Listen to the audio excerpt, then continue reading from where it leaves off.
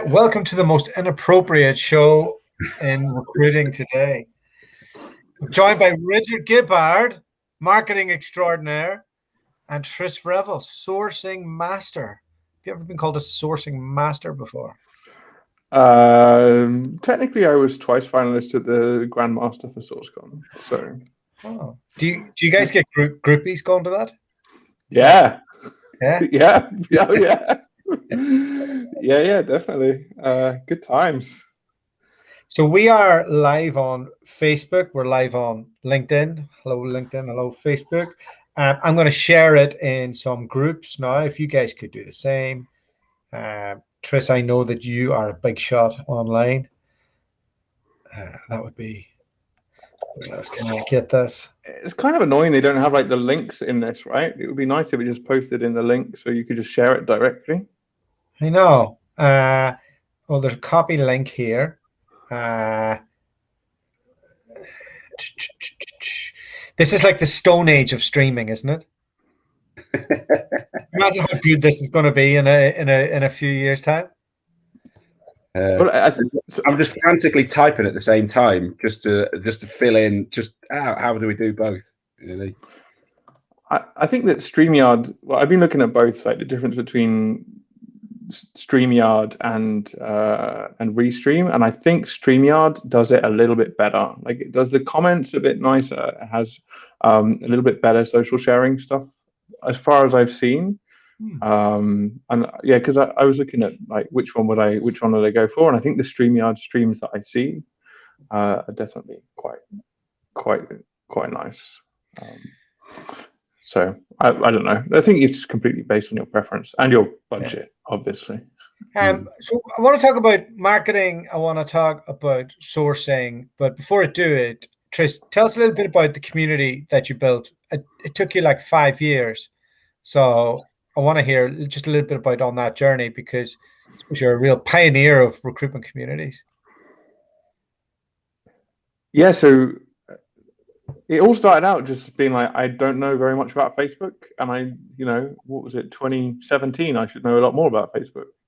So so it was purely a bit of exploration to begin with, and I was really lucky that I was already quite well connected in the industry, so I invited some cool people who just started inviting cool people, and we talked about, it's always about the content, right? Like if you think about like Facebook as the platform, most people are on Facebook as downtime. So I guess consistency has been key in terms of always posting or trying to post stuff that is interesting and you can't find in any other Facebook groups. There's some really big Facebook groups like Recruiters Online, and I'm really inspired by those people out there. But it's always been about what a recruiter is going to find useful or what a recruiter is going to find entertaining. Yours is just an observation. Your group has always been a bit more vetted than their group. Like their group, like Michael does a great job of putting out stuff, winding people up and like getting things going. But then there's just so much variety of comments, whereas it feels like you've kind of got more of a tuned in audience. Is that fair? I really appreciate that. I mean, like we do vet everyone that comes in. So everyone, vetting was probably where I was getting with it. Yeah, we do like vet everyone that's invited to the group, so that only have relevant people there. And I'm also quite happy to delete people out of it, because I feel like I feel like I just want people that are contributing in a helpful and useful way. And I think that's really, really important. So like I mean, I love the community that we built. They do an amazing job. And I'm really appreciative of everyone that's in there. It's been a huge help in terms of my personal growth, like just learning stuff from other people and having people that write amazing comments, like that are really, really useful to quite difficult questions. Like there's a sourcing question about XOR gates the other day. Like I didn't know what that was. Like, I'm still learning stuff every day. And so, yeah. And I think from how do you do it? Well, you just got to like do it for the love more than anything else. Like it's just because I love recruiting and sourcing and growth hacking that I post stuff in there all the time. All right. And Gibbard, give us your elevator pitch there. an elevator pitch. So we're on the second floor. So we're only in the elevator for about 5 seconds before we have to get out. So we grow recruitment agencies with better marketing. Simple as that, really. So whether that is building communities, like for example, email, podcast, LinkedIn group, WhatsApp groups, everything that a recruitment agency should be doing to build up their network, we can support that company and come up with tactics, plans, whatever you name it, to try and help you to grow. Really, I've stolen loads of stuff off Rich, and he's stolen a few things off me as well. Absolutely. We've a wonderful stealing relationship of best practice. It's just long-term borrowing, really, isn't it? It's not stealing. Let's face it. It's just, yeah. So I had helping Tris out with his business, and we had a bit of a session before, and we got into some of the stuff he's doing in terms of he has a consulting business and he has a micro RPO and lots of other things in between. And his next steps to get that marketing engine. What type of advice do you when you're talking to founders when they're at step, because you're 6 months in, Tris, aren't you? Yeah, 6 months in next week. 6 months in, but 5 years of an engine already, which is a unique position. Like, it's like he's sitting on like a super engine and he just has to get it going now in the direction he needs. How do you normally start, like, when you're talking to them? You'd normally you do all the airy fairy stuff at the beginning, as in you make sure that it's all fluff at the beginning, because sometimes most recruiters, all they want to do is just get on the phone, make placements. Who can I call? How can I get somebody on the line to make a next placement? You probably could do with spending half a day or a day just making sure that your North Star is aligned, or however you want to phrase it, but just make sure that you've got your mission, your vision, your values, because every time you hire or every time you bring somebody into the business, every time that you veer off onto a niche, and let's face it, recruiters can veer off quite quickly when going down the niche, you've always got that kind of single point that you're aiming towards. And then after you've figured out, what basically what you want the business to do, my advice is just pick one or two marketing tactics when it's just you. And when I say that, just make sure that either your email game is as good as it can be, or for you, obviously you've done a fantastic job building up your Facebook group, but just focus on one thing or maybe two things. Because if all of a sudden you're running a podcast, which you're then going onto a WhatsApp group, then going onto a LinkedIn group, which you then got an email newsletter, which is going on to Facebook, which is then going on to paid adverts, which is going on to something else. Before you know it, for a solo business owner, or certainly for a very small business, it's really tough to keep on top of. So just focus on one thing, I would suggest, one tactic, and whatever that tactic is, where your candidates or clients hang around, would tend to be the one that will get most ROI from. You any questions on that, Tris?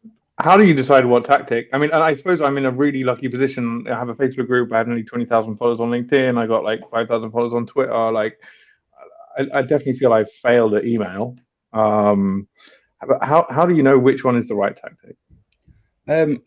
I think where you get most revenue from, and where you're likely to get most revenue from. So have you had any revenue coming from any of those sort of groups or followers?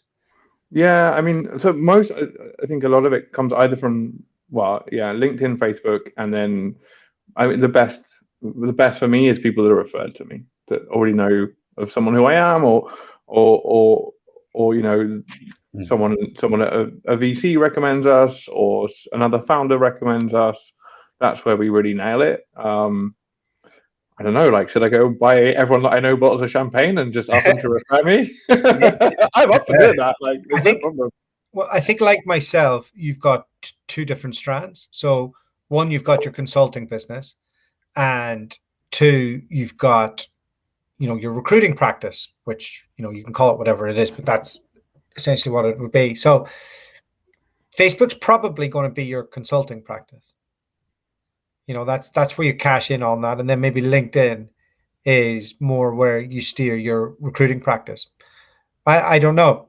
Have you thought about that, Richard, in terms of like, should you have one game for one platform, or should you have a unified message across platforms, especially when you've got dual businesses like he does? Yeah, I suppose that's where it comes. I would. Are these two businesses completely separate entities, or are they're basically the same entity but all under one umbrella? I suppose. You would need generally what you put on Facebook was going to be the very, if you're, for example, referrals. You mentioned referrals. You couldn't offer Facebook referrals a bottle of champagne, yet LinkedIn referrals a free round of golf at the Belfry. There's some things that would be the same and consistent all the way through. But a reasonably, let's face it, LinkedIn and the whole LinkedIn brigade of, oh, this isn't Facebook, you can't do personal things or whatever. But I suppose there has to be some tailored message, but the vast majority of the content will remain the same. Like for recruiters, everybody's best source of income really is referrals, networking and referrals, isn't it really? And so I would try and push on and activate those referrals as much as you can and make sure it's and knowing you and what the industry that you're in, most of the time people will just do it for love or because they want to help out, especially if you're a new business. People want to help out a new business. Very rarely, if you turn around, because I work with some companies where they offer £1,000 or even $3,000 of referral schemes. I think if they sometimes would ask the question, who do you know, they would still probably get the same answer, but because they're offering $3,000 or $1,000, depending on where you're on, they're still paying out. But it's just, I suppose, more of a, just make sure you're asking for the referrals more than anything. And then if you feel as if he's going to incentivize that with a gift of some description or a bribe, hence why I got Doherty and Charlotte a Christmas present, hence why we're speaking now. But it's exactly that, really. You just got to... in fairness, you've always helped us out in any way. Like, you've always been really good, Rich, with like anything we needed in our business. You're like, oh, hey, try this, try that. I'll do a bit of extra, and then we try and repair our way on that way as well. But one of the things we were talking about was, Trish, you've had a bit of success straight off the blocks, delivering an RPO to a well-known brand. What did you call them again? It's a little startup called Outbound. Yeah, and we did like 20 or 80 hires in 20 weeks. So one of the things I was going to say, I was trying to get him to do is to steer him towards you so you could do the value proposition on telling that story in the right way. And then that could be the series of marketing that generates the next thing. What would that look like, do you think, Rich? I think anytime anybody that there sounds like a fantastic start, really. I think we all know people that are delighted when they've made one placement in the first 6 months, whereas how many placements was that? It sounds unbelievable. Yeah, so it's not contingency based placements, so it's not exactly the same, right? We're like internal, running the team, we're doing hiring manager led hiring, so it's a lot easier than it sounds. But yeah, we took them from pretty cold start to 80 hires. Okay, that's in 20 weeks. Yeah, that's fantastic. In many respects, you've kind of got 80 stories there that you could tell, because each one of those hires has got their own journey and way and entry into the business.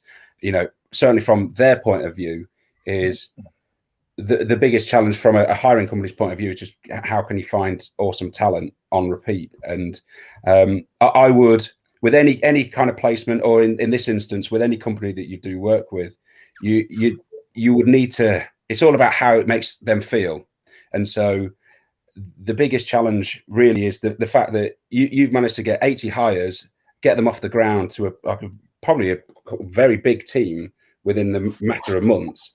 That's going to make them feel amazing. That's going to make them feel absolutely delighted with the service and the team that you've built for them. And that's that story you need to try and capture and get that across to as many different people within their network, really, because we're hiring. I'm hiring now. I'm not fussed at all about backgrounds. However, I know that as soon as I hire somebody who's really skilled or really, it makes me feel great because I'm hiring people who can add value.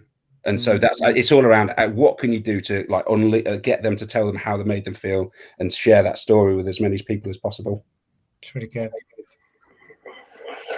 Yeah, I definitely feel like I spent the last 6 months stuck in the business and not working on it, and I really like that. From having been an avid follower of Dualta's journey and working on the business is a key lesson I've learned. What do you think that I should like do now? Like, I mean, we have a team behind us. Like, do you think I should just go and ask them and make videos with people? Like, is that the way forwards?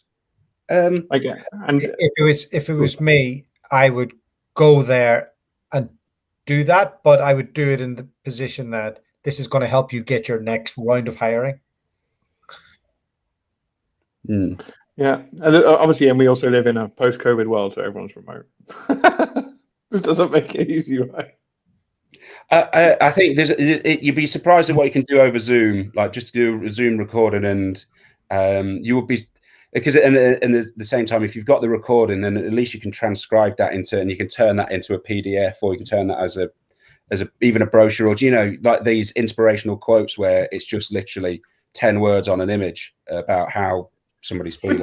Sorry, but like fucking brochures, man, that sounds bullshit. Like I just like I feel like the client that I want to work with doesn't like brochures. I'm super interested to like figure that out, and maybe you're right. Rich, they're VC mitres. You don't know, like that's just a preconception in your mind that person doesn't like that, but people like shiny shit. People like things that make them feel great, and if they see themselves on a massive video looking like they are awesome, then absolutely. And I get where you're coming from in terms of brochure. When I say brochure, I don't mean like a physical brochure. I mean like a PDF that you can send out. Anyway, but I know what you mean. But that goes back to like I suppose step one is, what's my business? Who do I want to do it for? What kind of personalities are they? What are they into? Who do I want to do business with? It's your business. You can make a choice. You don't have to work for everybody. You can just do business with people. One of your mottos could be, I don't do business with people who love brochures. So, and you immediately get rid of that kind of market, really. So. Yeah, or no QR codes allowed. I suppose, and it's really funny because I've been working in tech, and I definitely have picked up slight arrogance towards that. I know I'm really aware, having run a business for 6 months, and so lucky to have Dualta around, is that I'm like so biased about things. I'm so like picky about stuff. I need the help doing this because I'm like, that's not going to work. Or like, was it someone said, oh, just run some PPC. I'm like, I don't want, if someone's searching for this on Google, I don't want to talk to them. And they should hit them a different way. Like, it's just like, it's really strange, isn't it? Like I realized over the last 6 months that I need to stop that. But I really appreciate it. I had a bit of that when I started as well. I had these ideas about myself and then I think after a while you just stop caring as much. So you just be like, okay, I'll just test that. And it doesn't, like, oh, that worked. Okay, it didn't. Oh, well, it was a disaster. And then you just amend and then crack on. And hopefully you've got a good team around you that can, just tell you that's a stupid idea. Yeah, I need people like that. Well, aren't we supposed to be talking about how to get more candidates? Well, let's jump into that there. But I just thought it would be, from the conversation we had, I thought it would just be interesting. No, I really appreciate it. I love it. Thank you very much. Rich, you and I were going to have a chat afterwards. I've got the RecWired logo on my yeah, face. You do. Hey, what's RecWired? Is it RecWired or is it required? It's definitely required to be a member. Hey. I like that. Set that up. Yeah. So that if anybody's watching, that's our community, and most of the action these days is in the dinghy, and Tris and Rich are both in there. Lots of independent recruiters, but we also have groups with larger big businesses where there isn't as much crack, but they come to the events as well. So that's a little RecWired pitch. Want to get involved? It's free. Let me know. All right, Candidates. I just want to add a testimonial that like the dinghy was 100%, like Doherty, you put me in that at the back end of last year, and it was 100% one of the things that pushed me over the edge and set me afloat this year in terms of setting up a business. So I really appreciate it, and I think you've done a great job on that. Too well done. Oh, cheers. And I know Gibbard has prospered from the old dinghy as well. The dinghy is the foundations that hold together many recruiters. I think if it wasn't for what was, Lockdown Leadership Network, now is something else. I do think that if it wasn't for that group, you would have find a lot of recruiters that would be banging their heads against a brick wall. So I think it's been an unbelievable networking tool, not only for how to do business, but just to keep people sane within it as well. So yeah, it's really useful tool for anybody in recruitment. So I first ran a mastermind. I think we're on the 7th version of it now, Tris. But I first ran it, and Gibbard came in and did a few sessions as well, and we were kind of just piecing it together. But if I was to look at a hole in my mastermind that we haven't really gone into detail on, and we might do, it's the sourcing piece. Where does sourcing start and finish, and recruiting carry on? What is sourcing? Tell us all about it. You're in that community, you're in that world. Oh man, which one do you want me to answer first? Where does sourcing start? Well, if you're smart, you start before you've even written the job description. Okay. Like, as far as I'm concerned, and that's where we sit right at the top of the funnel. We are sourcing often before we even sit down with a hiring manager and discuss who they're hiring. We will have sourced for them potential profiles, or looking at what other companies are doing in a similar space. And that's the intelligence part of sourcing. So for me, like, sourcing really is 3 different things. It's identifying, engaging, and attracting the right talent. And that's Glenn Cathy's, who is like one of the goddaddies of sourcing, right? Glenn Cathy's way of looking at it. But the identification piece, like the is that a man's name? Yeah. Do you not know him? Oh my God, he's amazing. You should read his blog. It's awesome. Glenn, he's the head of. But I told you, sourcing's a different world to mine and Rich's world. Like we're in the horrible agency world, where so he is the head of technology and intelligence at the world's biggest agency, which Randstad. But come here, tell me this: why do UK recruitment firms not respect resourcing? Why do they have it as the most junior position in the company? Because they don't make it interesting. They're doing boring shit, like going on LinkedIn and doing some filters, and that's, I think, how they find candidates. So what does best practice look like? What does world class look like? You do talent intelligence before you even decide where you're going to open your next office. You understand what talent economics look like and what the marketplace looks like. So when you're defining roles, you're hiring for skill sets that exist and how you're going to develop those skill sets. And from there, you create amazing engagement campaigns where you are doing multi-channel engagement, inbound and outbound, and you're targeting exactly that profile that you want to find. Okay. All right. Any questions on that, Rich? That is, I would suggest that's 90% more advanced than a lot of agency recruiters will be doing. I don't know. Do you feel that as well? Is it? It's probably. I suppose it's sometimes, it depends on what people pay for, but because when people go down the road of contingent recruitment, whatever you've just mentioned there it's outside the fee. It's outside what you'd get. You don't know that.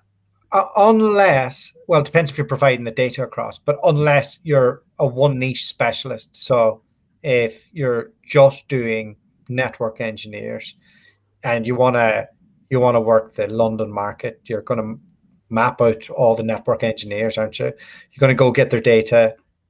You're going to then go work out what the price point is. And then you're going to go work out how to engage with them in the different locations and how you do that. But how does that, like, what does each step of that look like to you, Tris? Because I probably have my own ideas, but I don't want to influence it.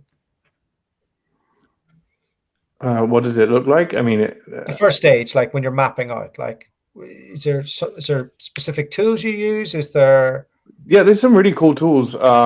Is it? Oh, I'm going to get the right name. So, I think is it called Horsefly? Horsefly is like one of the coolest tools I've seen. You have some stuff. I think it's called that. I'm going to get shot for saying that wrong. I'll come back on the video and find the tool. So you do have intelligence reports from Indeed and LinkedIn, market intelligence reporting. Either like Indeed and LinkedIn both have their own custom ones, depending on how big your accounts are with them. So those are some and you can do like labor economics reports, which are available from the kind of online, like from the open, I forgot what it's called, the open statistics thing. I've checked out LinkedIn's version of it. It's unbelievable. Yeah, super cool, right? Yeah, like where people are looking for, where they come from, like who's looking at what place. Like it's really interesting. And you touch on the fact that like 90% of people can't do this. Don't forget that tool costs like 10 grand a month. Yeah, most of these tools are like 100 grand tools a year, and like I'm really lucky. I worked at Indeed, I've worked at Doherty, I've worked with some really cool people along my career as well, from Apple, from Facebook, from Google. This is where this school of sourcing comes from. It's not found in most companies, and I mean, like it's the moment I start having this conversation with a CTO or with a CEO about it, they don't even know what I'm talking about 90% of the time. They haven't even thought about that kind of stuff. But like, so what is it? Yeah, so you have some really cool tools to do it. I mean, a lot of it, I go to guys that are great at scraping, and we scrape a load of stuff sometimes when we're mapping to understand what markets look like. We do some competitive intelligence. So I'm just going to keep on bringing you back to stuff, because the stuff that you're going to say that you think is really obvious, I'm going to have to just kind of expand upon it a little bit. So when you say you go to guys for scraping, is this like an offshore thing? Is this like something in the US that's going to cost a lot of money? Is there like a tool that you use? Is there like a research company? Like what? So you can be research companies. My favorite is Andre Bradshaw with Quickly. He's a great person to get to know. He's part of our community. I'm surprised he's not in yours as well, on your Facebook group, Dualta. He has this plugin which we shouldn't talk about much more than it's just really cool. But it's understanding that intelligence, right? Where are people, and then understanding their behaviors as well. So when we look at, we often start with the existing team. Let's say we're working on an engineering management project where they want to hire 8 more engineering managers and they've already got 22. We'll look at what their behaviors are of that existing team. Like, where are they online? We'll literally like sit and hunt for them, and hunt for those behaviors and see what do they share, what are they commenting on, where are they, what communities are they in, what Slack groups are they in. It is some super manual stuff as well, and that for me is research, right? That is like almost market research. And so is that a manual thing? There's no tool out there that you can just plug somebody in and it can just analyze what they're doing, right? Amazing Hiring, if you mention Growth Hacking Recruiters when you sign up for Amazing Hiring, they'll give you credits. Here comes the plug. No, they'll give you credits to do data enrichment. So you can put in a list of LinkedIn URLs and you get out of it a list of like all the other social URLs and all the rest of that information. So there are tools like that. So yeah, I mean, none of them work perfectly. This is the problem with it, right? And it's about linking all the dots together to get it perfectly done, done really well. That's why I was talking about that. I want to say horsefly. I'm hoping Matt, who's watching this, hopefully he'll be able to tell you who it is. But like they've got this linked up database, and actually linking up that human. This is where like human capital. Ugh, I hate that word. But linking up that human capital data is the bit that at the beginning of it gives you real amazing insights into your market. The thing is, like, it's easy to find these people, right? Like like if you're working Golang devs in London, it's pretty easy for you to within 2 days get a list of 10,000 of these developers. Like, it shouldn't be difficult. But then the process of engaging them, like, these people don't want to speak to recruiters, even cool ones with baseball caps and beards. Like, they're not into it, or even ginger ones. Like, they just Like, so what, like that research and that piece that you've just done, are you kind of looking at social cues and stuff of what they're into, and do you then create an individualized messaging solution based on that? Yeah, 100%. We look at, so again, we look internally within the companies as well as externally when we're talking about sourcing as a service, and we say, why you'll do some user research where, like, why did you join the company? What do you like to be messaged? What do you like in that content? What is it that gets you excited about working here? And then use that plus linking up the behavioral data of what gets an SRE or a sysadmin excited, or what gets an engineering manager excited, and tie the two together. But we don't, like, the trick is not just to source. Like, don't just send messages, because you can, and I've been through this process, right? Like, I learned to scrape 5 years ago, like building lists and sending 3,000 messages is just a mistake, because no one cares. You just ruin your market and you can never get it right. It's much better once you've got that data to figure out those people that are exactly in the right place to move. I.e., they've been in the company 2 years and it's time for them to move, or they missed a promotion, or they did, you can see this stuff from their profile as you start to build this information, and it's catching them at the right time. And in a market in a highly competitive market like dev recruiting, inbound nowadays plays way more than outbound. Like 80% of the hires we've made in dev come inbound from the ads we're using, because these people are so in demand. They do not want to talk to a recruiter. They want to pick and choose as if they were buying a house or a car.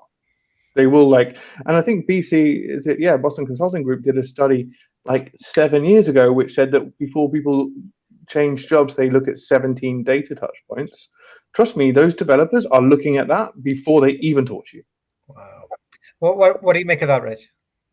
It's really very interesting. It's not at all unsurprising that, given the amount of, like you said, it was highly competitive market, and that so there's going to be so many outbound messages getting sent to people, which is why people don't want to go on social media as much, because as soon as they label themselves as a dev, they're just going to get absolutely peppered. And so, like you said yourself, is they want to pick and choose when they want to kind of be found, really, or who they want to be found by. So yeah, very interesting comment there. Really good. How much of that legwork can be outsourced, Trish? You can hire me. No, when you look internally at your own business, like when you're thinking, like, how much of that, which bit is the bit where you're like, I can't train that to somebody unless they're really skilled?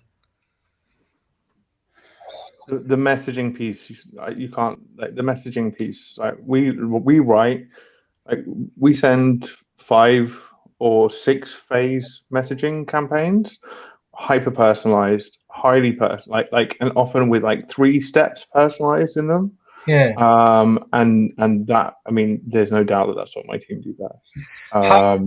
We have a lot of cool tools. Like, our tools bill is as much as an employee, to make the fact that, like, you want to find these people, cool, we've got your list in like 3 hours. Wow. How far are we away from technology being able to do that, do we think? Because it doesn't seem like it's that complex a thing. I still think it's a long way, personally. I don't, because there's so many different touch points and so many different ways to personalize, and so many different areas that are unique per company. It's not as if recruitment has a one-size-fits-all approach, or hiring is a one-size-fits-all approach. Everything can be tweaked and bespoked in one form or another. So I do think there's a long way away before having a tool set that can just do all of that. I'm getting sequenced all day, every day, by people trying to sell stuff to me, and it's all just real weak stuff. And I'm probably guilty of doing a little bit of that myself as well. It's tough to get that right, isn't it? So you think you just have to individualize it with everybody, and there's no way around that? Yeah, and I think that, like, it's becoming more and more personal. like especially in those super in-demand markets. Like I was interviewing a sourcer this morning, and we were looking at a profile of a lady, and she'd made her way into engineering management from the hospitality industry, and we all like part of the interview is that they have to write a message, and so do we. And there's no doubt that the most powerful message is, well, I used to be a chef, so I know exactly what that journey looks like, and I'd love to talk to you about like how you've lived it. That immediate personal connection you can't replace a robot with.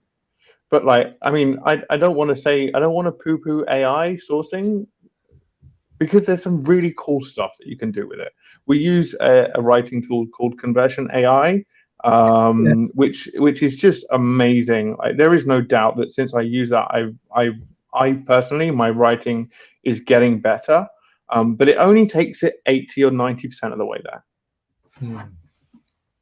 But that's pretty good though. If 80 or 90% is. So what does that do exactly? Like, walk me through. Like, so does it write your job ad? Does it?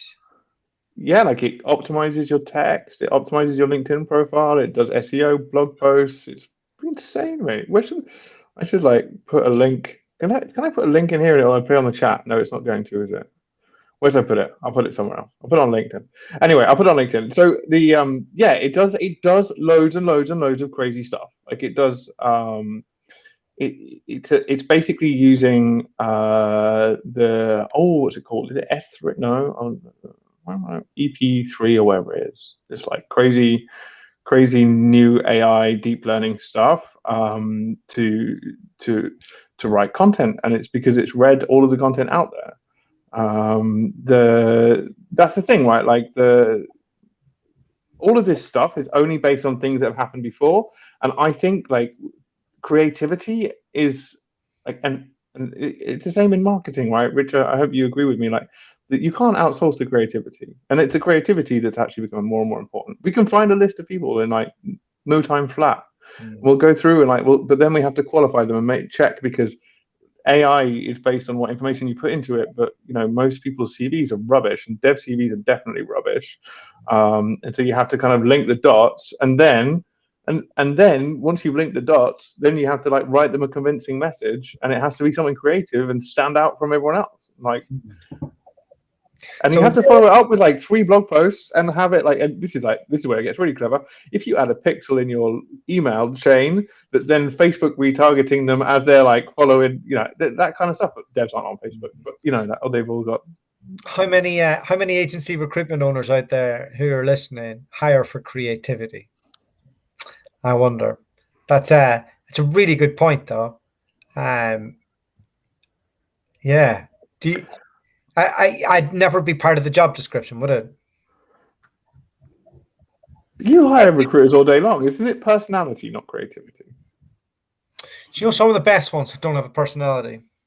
And like, no, I'll not name names, but I've worked with a few, and it's just the guys that can follow the process, like do the exact same thing every day and run their day like a machine, or girls, or whatever. Like, but just that. Do the same thing every day, not be creative, and then just be like, they're saying the same things or asking the same things, so they actually sound kind of convincing. But no, not maybe it's changing, you know. Maybe that's me thinking of 10 years ago. It's tough. Like, people will want creativity, and then when they realize that they're 4 months in and they've been very creative but not made a placement, this is like in the agency world, or maybe not even 4 months in, 4 weeks in, and they've not set up an interview yet. You can be as creative as you like, but you follow the damn rules until you get a bloody placement, and then it can stifle creativity, because you know, people have a set process to do, and it depends on the job. You know, in many respects, the recruiter's job is to place candidates. However you get those candidates and however you find those clients, that's where you can be creative. But at the end of the day, you don't get paid on ideas, you get paid on results. Whereas I get from a business owner's point of view, you might have a little bit, but if you've got staff, you've probably got a little bit more time to be creative. Yeah. I love being like, I love that. That's my favorite part of my job. Like, just seeing a problem, creating the solution, going to the marketing team, going, okay, so here's the steps. Can you bash something out for me? And they'd be like, what does bash mean? I'd be like, okay. so then I kind of get through the Donegal vernacular. We get through it. It goes to Charlotte, and she's like, that's rubbish. And this happens about 4 times. And then she goes, oh, that's something. And I get a real kick out of that. But then I'd say I would have made way more money in the short term if I'd have been less creative and more like diligent. So there must be a barometer of creativity that you want from a recruiter, but you kind of want them to do what they're told. Your Georgiana's just mentioned now on the chat message here, like a very, very, very good point, saying follow the process. Process is great, but using creativity to improve it is, it's not my words, it's her words. But that's, I think that's a really good point. You got to find a way at some point to review these processes that you've got and add it. There's going to be new tools, new networks, new groups, new ways, new methods to attract. So, yeah. All right, everybody. We are 40 minutes in. Trish, have you any last marketing questions for Rich? I mean, I'm interested to know because you're obviously hiring a marketing team. What you think, what you're using to market your business? Like how's that working? Me. Rich. Rich, you have a marketing team, right? I'm right in thinking that, right? Yes. So the best way. So where I first started and did well is you get in with him. Like a good friend of mine was an investor or is an investor into recruitment companies, and so you quite simply, like you said yourself, it's a network. You go to people who have got a network who will be able to give you a good word. No matter what you could tell somebody. I could say to you, Tris, I am the best person ever for your company. You need to work with me. And you'll probably think that I'm a knobhead. However, if Dualta said you need to work with Rich, you probably wouldn't think, even though it's the same message, because somebody else has validated that it all of a sudden becomes a little bit easier on the ears. So in any business, the best route to market is always through networking referrals, whether you're in recruitment, hairdressing, building, making golf clubs, whatever it is, it's always networking referral. Outside of that, for us, it is emails, but like yourself, we target email, but we make it as bespoke as we can. We do the natural follow-ups and all the good things like that. The reason why we choose email over anything else is because our plan is in the future is that I don't want to be. I feel as if the company can be sold or it can be need an exit at some point, and to have an active database like yourself, who's got a list of followers, a list of accurate data with great buy-in, that makes your company more valuable. And so having email is probably one of the best tactics for us to use anyway. And Rich, you have any last sourcing questions for Tris? Well, you touched on it earlier. Like one of the points when I speak to other recruiters is that generally recruiters are great at making content for the 1 month in 36 when somebody needs a new job, but they're awful at creating content for when somebody's happy in a new job or when they're happy with their contract. And so, how do you go about keeping your network as informed and as warm as you possibly can, so that when they do look for a new position, the first person they come to is you? I don't make that. Don't make that expectation. What I do is I just, yeah, I think with That's a brand, a niche, right? Yeah, I think I'm just because I'm part of a certain niche, then that's fine. When we do it for a brand, we do it in a very different way. Like when I was at Dr. Lieb, one of the first things I did was set up a MailChimp campaign for React and Ruby devs, where all that happened was all the content internally shared on Slack by the devs was put into this email campaign, and they get this email, and then just get this email every week, and it was learning tool internally and the learning tool externally, and it was just their devs sharing content for devs. There was no job marketing in it, And that meant that we switched their model of hiring from 70% outbound, 30% inbound to 70% inbound, 20% referral, 10% outbound. And we took them from hiring 2 devs a month to 25 devs a month. Because it just felt like we were contributing to the community and we were helping them, and we were helping people internally learn, and we were helping people externally learn. Like how do recruiters share content that's interesting to a developer? Well, it's really freaking hard. Don't even bother. Like share stuff that's interesting. Like, because unless you're like genuinely interested in it, then don't bother. But just make sure that like that you are sharing something once a week or twice a week that you're genuinely interested in, like the band that you went to see, or the beer that you drank in the pub, or the cool new game that you've been playing, or the new bike you bought, or the climbing wall you went to, because devs fucking love that shit too. Not just devs, marketers as well. We love all that Everyone. If you work in tech, you do it because you want to work in like in a t-shirt. So you just go like, you know, you go and post some meme about, I don't know, you just post memes, man. Just post memes.